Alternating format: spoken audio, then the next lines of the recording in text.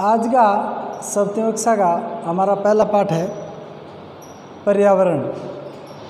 लंबी छुट्टियों के बाद जब रवि स्कूल जा रहा था तब उसने देखा कि उसके स्कूल के निकट के खेल के मैदान में खुदाई हो गई थी। यानी रवि नाम का लड़का है, वो जो ग्रीष्मकालीन अवकाश होता है, छुट्टियां बिताने के बाद में विद्यालय में आया तो विद्यालय के पास में खेल का मैदान था, उसकी खुदाई हो रही थी। वहीं एक मैदान उनके खेलने के लिए वहाँ पर था। लोगों ने बताया कि वहाँ फ्लैटों वाली एक बड़ी इमारत बन गई है। एक तो वो मैदान की खुदाई हो रही उसको देखा, एक वो मैदान वो था जिसमें वो खेलता था, तो उसमें लोगों ने बताया कि यहाँ पर फ्लैटों वाली एक बड़ी इमारत यानी एक भवन बन गया है। जब रवि को समझ में आया कि मुलायम घास या जिस मैदान में वो खेलता था तो उसे मुलायम घास थी, गेंदे के फूल थे, तितलियाँ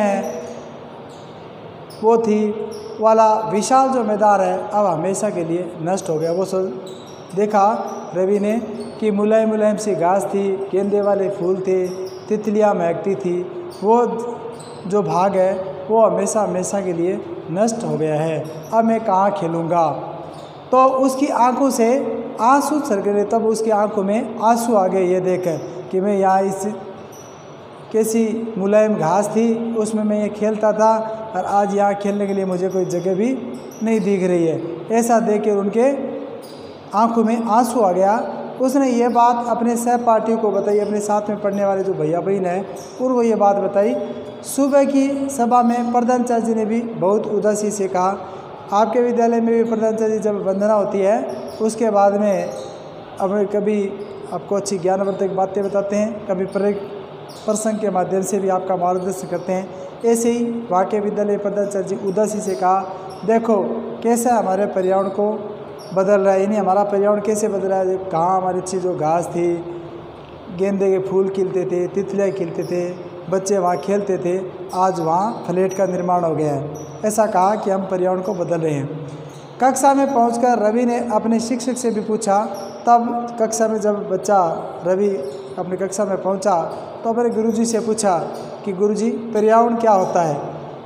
जो कुछ आप आसपास देखते हो, शिक्षक ने कहा, जो कुछ भी आप अपने आसपास देखते हो वह सब पर्यावरण है। ऐसा शिक्षक ने कहा। पर्यावरण हमारे जीवन का मूल आधार है और ये हमें सांस लेने के लिए हवा देता है, पीने के लिए जल उपलब्ध कराता है और रहने के लिए मकान उपलब्ध करवाता है। और हम पर्यावरण को वर्तमान में पर्यावरण है उसको बदल रहे हैं, जैसे कार के धुएं से जल का उपयोग कर और भोजन के लिए पात्रों में जो उपयोग कर रहे हैं, इससे जो हमारा जो पर्यावरण है वो बदल रहा है। अब कार से हम यात्रा करने से जो पर्यावरण है वो प्रदूषित हो रहा है। ऐसे ही जल को हम अथाह उसका उपयोग करके जो उनका जल का रूप है उसको हम बदल रहे हैं और अथाह हम उपयोग करने से जल भी है वो कम हो रहा है। तो इस प्रकार हमारे पर्यावरण पर इसका बुरा असर भी और हमें देखने को मिल रहा है। जब रवि ने अपने शिक्षक से पूछा कि पर्यावरण क्या है, तब शिक्षक ने उत्तर दिया कि हम अपने आसपास देख रहे हैं वह सब पर्यावरण है। तब रवि कहने लगा कि इसका अर्थ है स्कूल, भवन, मेज, कक्षा में रखी कुर्सियाँ, यहाँ तक कि खुला मैदान, सड़क, कूड़ा करकट, मेरे दोस्त, ये सभी हमारे पर्यावरण के अंग हैं। तब रवि ने कहा कि गुरुजी आपके कहने का मतलब है कि स्कूल का भवन, मेज, कक्षा में रखी हुई कुर्सियाँ, यहाँ का जो खुला मैदान, सड़क, कूड़ा करकट देख रहे हैं वो, मेरे दोस्त, मेरे मित्र, ये सब हमारे पर्यावरण के अंग हैं। हाँ, शिक्षक ने कहा कि हाँ यही पर्यावरण है।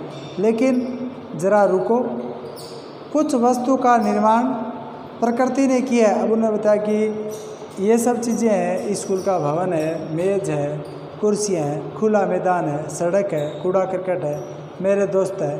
तब शिक्षक ने कहा रुकिए, यही नहीं, कुछ वस्तु का निर्माण प्रकृति ने किया है जैसे पर्वत है, नदियाँ हैं, पेड़ प्राणी है। तो शिक्षक ने कहा रुकिए, इसमें से कुछ वस्तु का निर्माण प्रकृति द्वारा हुआ है, जैसे पर्वत है, नदियाँ हैं, पेड़ है, प्राणी है, जबकि अन्य का निर्माण मानव ने ही किया है जैसे सड़क, कार, कपड़े, किताबें आदि। यानी इसमें से कुछ ऐसी है जो किसी का निर्माण तो प्रकृति ने किया है, जैसे पर्वत है, नदियाँ हैं, पेड़ है। कुछ ऐसी चीज़ें हैं जो मानव निर्मित है, जिसका निर्माण मनुष्य ने किया है, उनमें है जैसे सड़क है, कार है, कपड़े हैं, किताबें आदि है।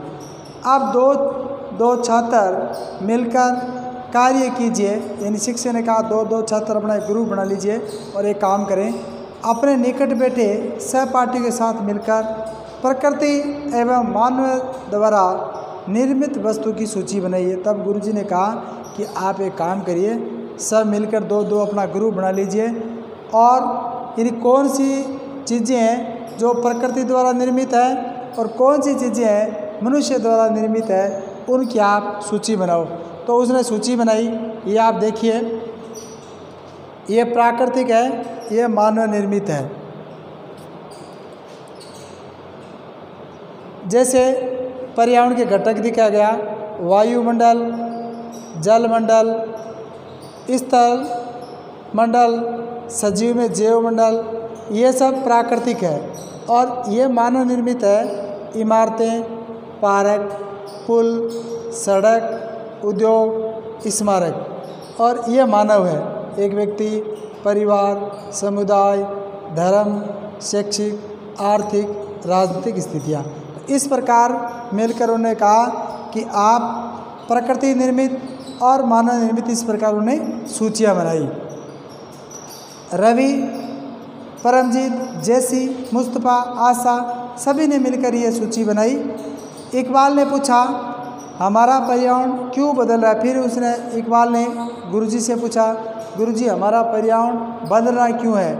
तो शिक्षक ने उत्तर दिया, ऐसा हमारी ज़रूरतों के कारण होता है। यानी हमारी जो ज़रूरतें हैं उसकी वजह से जो पर्यावरण है वो बदल रहा है। ये दिन प्रतिदिन बढ़ती जाती है। हमारी जो ज़रूरतें हैं दिन प्रतिदिन बढ़ती जाती है और हमें ज़रूरतों को पूरा करने के लिए हम ही उस पर्यावरण को बदल रहे हैं। इसलिए हम प्राकृतिक वातावरण में परिवर्तन करते हैं। इसलिए हमें अपनी ज़रूरतों को पूरा करने के लिए हमारे प्राकृतिक वातावरण है उसको बदलते हैं या परिवर्तित करते हैं। और कभी कभी तो हम पर्यावरण को बदलते ही नहीं, पूरा उसको नष्ट कर देते हैं।